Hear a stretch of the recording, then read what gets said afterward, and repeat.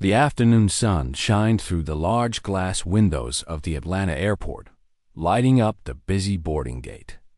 A 16-year-old boy named Marcus Reed stood in line with his boarding pass in hand. He was calm, polite, and excited because this was his first time flying alone to Denver. He was going to see his mom, who worked there, and had promised to take him hiking in the mountains that weekend. He wore a gray hoodie, jeans, and headphones around his neck. His face showed kindness and good manners, but he was also shied on as he stepped onto the plane. A flight attendant named Clara Benson watched him carefully. She had been working since early morning. It had been a long and stressful day. One passenger had shouted at her about baggage space. Another spilled coffee, and now the flight was running late. She was tired, frustrated, and not in a good mood. So when she saw Marcus walking confidently toward business class, her mind jumped to the wrong conclusion. She gave him a small but cold smile. "Can I help you, young man?" she asked in a sharp tone. Marcus smiled politely. "Yes, ma'am. I'm looking for seat 4. Her smile faded. "That's in business class." "Yes, ma'am," he said softly, holding out his ticket. Clara frowned and took the boarding pass, looking at it closely. It really did say 4, but something about it made her uncomfortable. She thought maybe it was a mistake, or maybe he was trying to sneak into a better seat. She didn't say that aloud, but her tone grew colder. "And where did you get this ticket?" "My mom bought it for me," Marcus said. Still polite, but now nervous, Clara looked around at the passengers already sitting in business class, mostly older, well-dressed people with laptops and briefcases. She didn't see anyone who looked like Marcus. A small, unfair thought crossed her mind. He must have made a mistake. "Well," she said, forcing a smile, "I'll need to check with the front desk. Just stay here for a moment." Marcus sat down quietly, trying not to draw attention. But people nearby had already noticed. A few stared curiously, others whispered. He felt the heat rise in his cheeks. He had done nothing wrong, but something about the way Clara looked at him made him feel small. After a minute, Clara walked to the phone near the galley and called security. "Yes," she said in a low voice, "we have a situation here. There's a young man in business class who doesn't seem to belong here. I'd like someone to check his ticket." The gate officer said they would send someone. Clara hung up and returned to Marcus. "Sir," she said, pretending to be calm, "please remain seated until we verify your information." Marcus nodded silently. His hands were shaking a little. He pulled out his phone and texted his mom, "Boarding now." "All good." He didn't want to worry her, but a few minutes later, his heart sank when the plane door opened again, and a uniformed airport police officer stepped inside. Every passenger turned to look. The officer's eyes scanned the rows and stopped at Marcus. "Son, I need to speak with you," the officer said kindly but firmly. Marcus looked confused. "Me? Did I do something wrong?" "It's just a quick check," the officer said. "Please come with me." Clara stood nearby, arms crossed. "He's the one," she said softly. Passengers began whispering louder. Some looked shocked, others looked uncomfortable. Marcus slowly stood up, clutching his backpack. His throat felt tight. He wanted to explain, but no one gave him the chance thought as he walked down the aisle. He could hear someone mutter, "That poor kid." Another person shook their head, whispering, "They shouldn't be doing this." At the gate, the officer led him to a corner and asked for identification. Marcus handed over his student ID and ticket. "My mom is waiting for me in Denver," he said softly. "She works there." The officer nodded. "We're just trying to understand what happened, son." Before Marcus could say more, Clara came over again. "You need to check the ticket system," she told the officer. "Something isn't right? There's no way that boy paid for a business class ticket. He looks nervous, and his story doesn't sound believable." Marcus blinked, confused. "Ma'am, my mom booked it," he said again. Clara crossed her arms. "Can I see your mother's information?" Marcus looked down. "She's in Denver. She's waiting for me." The officer sighed and called the airline desk to double-check the booking. The system confirmed the ticket was valid. Still, Clara didn't look satisfied. "Maybe he used someone else's credit card," she said under her breath. The officer frowned. "That's a serious accusation, ma'am." Clara shrugged. "I'm just being careful. You never know these days." Marcus felt his stomach twist. He had never been treated like this before. He wanted to cry but held it in. "I didn't do anything wrong," he whispered. Just then, the officer's radio buzzed. "Officer James, someone's here asking about the situation at Gate 22, the voice said. A woman identified herself as Special Agent Valerie Reed. The officer's eyes widened. "Wait, FBI!" Before Clara or Marcus could react, a tall woman in a dark navy suit walked briskly into the gate area. Her presence alone made people step aside. Her black hair was neatly tied back, and her expression was firm but calm. She carried herself with quiet authority. She spotted Marcus immediately. "Marcus," she said, rushing to his side. "Are you okay?" "Mom," he said, almost in tears now. Clara froze, her face draining of color. "This is your mother?" she whispered. The officer blinked, realizing what was happening. "Ma'am, you're with the FBI?" The woman pulled out her badge and showed it clearly. "Special Agent Valerie Reed, Chief of the FBI's Denver field office. And yes, this is my son. I received a call that he was being questioned for trying to board a flight he paid for." Her voice was calm, but full of quiet fire. "I'd like to know why my child was removed from a plane when he did nothing wrong." Clara's lips trembled. "Ma'am, I was just following protocol. He seemed suspicious."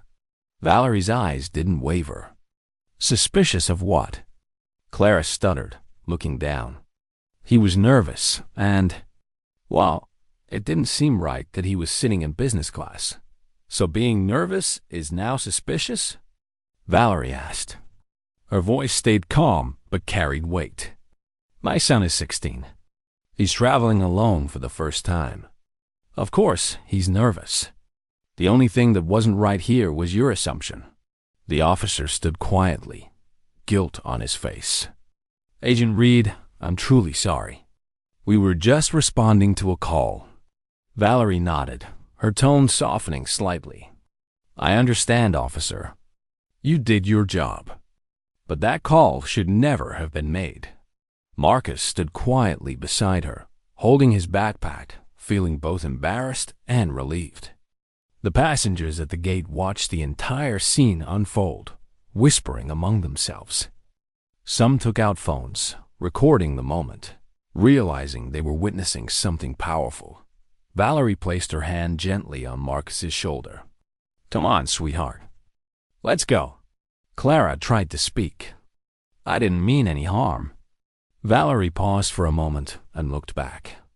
"That's what everyone says," she replied softly. "But harm doesn't always come from hate. Sometimes it comes from not thinking." She turned and walked away with Marcus by her side. The officer followed them briefly, apologizing again, but Valerie simply said, "Do better next time." As they walked toward the exit, Marcus finally let out a shaky breath. "Mom, I didn't know what was happening. I was scared." She gave him a small smile. "I know, baby. You handled yourself well. I'm proud of you." At that moment, Marcus realized something he would never forget. Sometimes people can judge without knowing. But truth always finds its way through calm and courage. He didn't say much on the drive home. But when he looked out the window at the setting sun, he felt thankful for one thing above all, that his mom had shown up. Not just as the FBI chief, but as his mother who always had his back. The entire gate area went silent after Valerie Reed's words. Her calm voice carried the kind of power that made everyone stop and listen. Even those who had been whispering moments ago now stared at her with wide eyes. The flight attendant, Clara Benson, stood frozen. She had worked for the airline for 10 years, but she had never felt this level of embarrassment in her entire career. Valerie gently led Marcus to a nearby bench and made sure he was sitting comfortably. The boy still looked shaken, but tried to stay calm beside his mother. She placed a steady hand on his shoulder, showing silent strength and love. Then she turned back to the airline staff and spoke with controlled firmness. "I want to understand something," she said. "Why was my son treated like a criminal for simply sitting in the seat we paid for?" The gate manager hurried forward, clearly nervous. "Agent Reed, ma'am, please believe me. This was a misunderstanding." "We value every passenger," Valerie interrupted quietly. "A misunderstanding doesn't start with calling security on a child. It starts with a choice to assume the worst." Her tone wasn't angry. It was calm but full of meaning. The officer who had escorted Marcus looked down, clearly feeling bad. "Ma'am, I'm sorry. I should have asked more questions before removing him." Valerie gave a short nod. "Thank you for saying that. I understand you followed a report. But reports should come from facts, not feelings." Clara tried to speak, her voice shaking. "Ma'am, I truly didn't mean to cause harm. I thought I was protecting passengers. I was only doing my duty." Valerie looked at her for a long moment. "I believe you thought that," she said softly. "But protecting people means using good judgment. You didn't protect anyone today. You embarrassed an innocent young man because of a false assumption. And that has consequences." Clara's face went pale. Around them, a few passengers started nodding in quiet agreement. One elderly woman stood up and said, "She's right. I saw everything. That boy did nothing wrong." Others murmured support. The atmosphere had changed completely. The gate manager tried to fix things. "Agent Reed, please allow us to make it right. We can upgrade both you and your son to first class on the next flight to Denver. It will leave in 40 minutes. We sincerely apologize for this error." Valerie looked down at Marcus, who gave a small shrug. "I just want to go home, Mom." She nodded and then turned to the manager. "We'll take that flight. But this isn't about upgrades. It's about respect. I expect your company to look into how this happened and to train your people better so no one else's child goes through this." The manager promised quickly. "Absolutely, ma'am. I'll personally file the report." As Valerie and Marcus waited for the next flight, several passengers came by to speak with them. A middle-aged man said softly, "Ma'am, your son handled that with such grace. Most adults wouldn't have stayed that calm." Marcus gave a shy smile, still holding his backpack close. A woman handed him a small bag of snacks and said, "You didn't deserve that, sweetheart." Valerie thanked them all kindly. She could see Marcus's confidence slowly returning. He sat straighter now, no longer hiding his face. The strength of his mother's presence gave him courage. When they finally boarded the next flight, the crew treated them with extra kindness. The new flight attendant even knelt beside Marcus's seat and said, "If you need anything, just press the call button. We're glad you're here." Marcus smiled politely. "Thank you," he said, and for the first time that day, he meant it. During the flight, Valerie looked out the window, her mind full of thoughts. She had seen many kinds of injustice during her years in law enforcement, but nothing hit harder than seeing it happen to her own child. She wasn't angry in the same way she'd been before now. She felt something deeper, a strong desire to make sure this never happened again. Marcus finally broke the silence. "Mom?" he said softly. "Yes, honey?" "Why did she think I didn't belong there?" Valerie sighed. Sometimes people judge others because of what they see on the outside. They don't stop to think about who someone really is. It's not fair, but it happens. Did I do something wrong? Marcus asked quietly. Not a thing, she said, looking at him with pride. You did everything right. You stayed calm, respectful, and brave. I'm proud of you. Marcus gave a small smile. I was scared, though. I know, she said softly. But courage doesn't mean you're not scared. It means you keep your dignity even when others don't treat you right. He nodded slowly and leaned back in his seat. For the first time that day, he closed his eyes and rested. When they landed in Denver, Valerie's phone buzzed nonstop. The incident had already spread online. Several passengers had recorded parts of it and posted the video on social media. The clip showed a nervous teenager being escorted off the plane, followed by a calm but powerful woman revealing herself. As the FBI chief, millions of people had already shared it with captions like, "This is how you stand up for what's right." And the day a mother's calm changed an airline. By the time they reached home, reporters were waiting outside the gate of their house. Valerie usually avoided the spotlight, but she decided to give one short statement.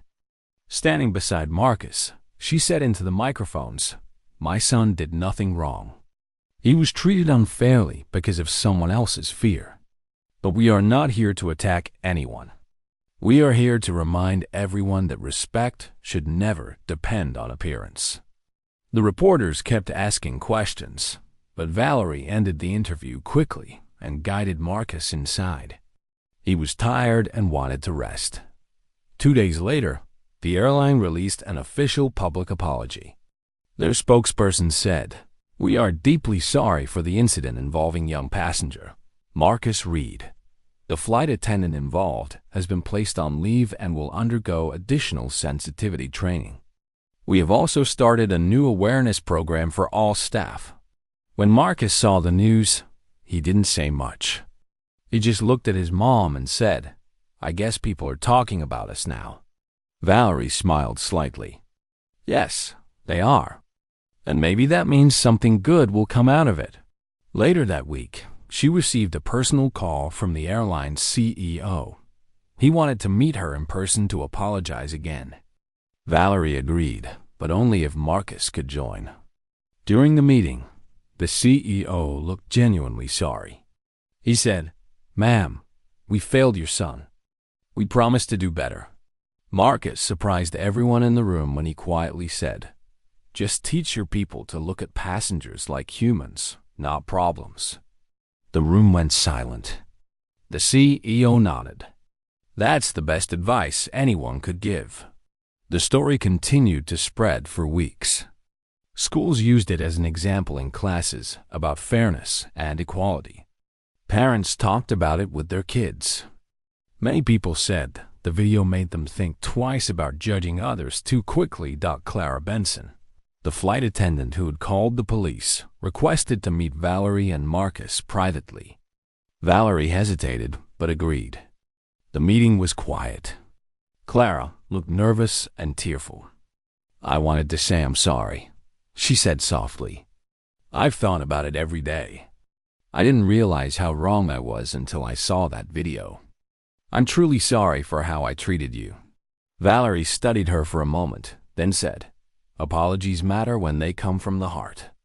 Learn from this and do better. That's how you make it right." Clara nodded. "I will." Then she turned to Marcus. "You deserved kindness that day. I hope you can forgive me." Marcus hesitated, then smiled gently. "I forgive you," he said. "But please don't do that to anyone else." Tears welled up in Clara's eyes. She nodded again, promising she never would.